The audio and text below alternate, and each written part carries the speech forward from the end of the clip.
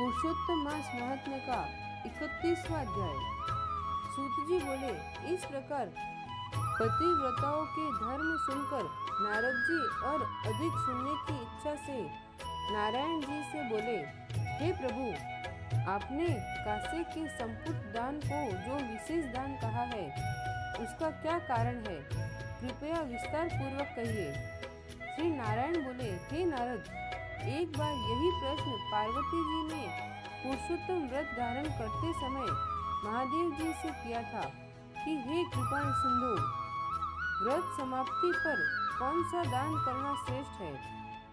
यह सुनकर श्री पुरुषोत्तम भगवान का ध्यान करने के पश्चात श्री शंकर जी पार्वती जी से बोले, हे प्राण प्रिय, पुरुषोत्तम व्रत की पूर्ति करने के लिए कोई दान करने की सामर्थ्य ही नहीं रखता।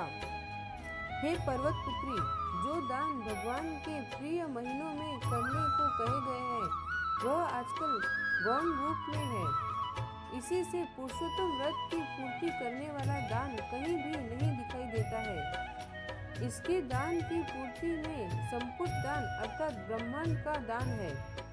वह दान कहाँ से किया जावे, जब छोटे ही दान नहीं कर सकते। उसी ब्रह्मांड का प्रतिनिधि कासे का संपुट थाल या परात बनवाए, उसमें 30 मालपुआ रखकर संपुट कर सूत से लपेटे तथा ब्राह्मण पूजन कर उसे व्रत पूर्ति के लिए प्रसन्नता से दान दे। अगर शक्ति हो तो इस प्रकार के 30 संपुट वेद पाठी विद्वान ब्राह्मणों को दान करे। इस प्रकार पार्वती जी महादेव जी के वचन सुन अत्यंत प्रसन्न हुई और 30 ब्राह्मणों को 30 संपुट प्रसन्नता पूर्वक दान किए। श्री सूत जी महाराज ने आगे कहा, हे ब्राह्मणों, श्री नारायण के ये वचन सुनकर नारद जी प्रणाम करके फिर बोले, मैंने इन सब कथाओं को सुनकर यह निश्चय किया है कि सब व्रत नियमों से पुरुषोत्तम मास का व्रत सर्वश्रेष्ठ है।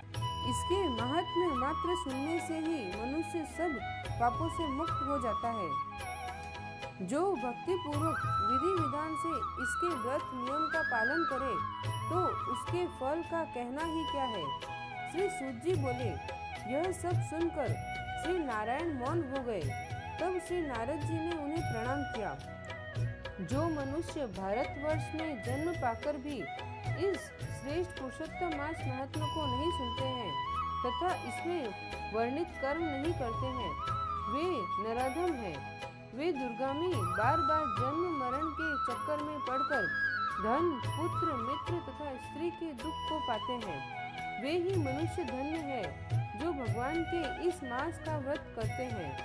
इंद्रदुम्न, सतदुम्न, यौवनाश्च तथा भागीरथ आदि राजा श्री पुरुषोत्तम भगवान की आराधना करके उनके शरण पा गए।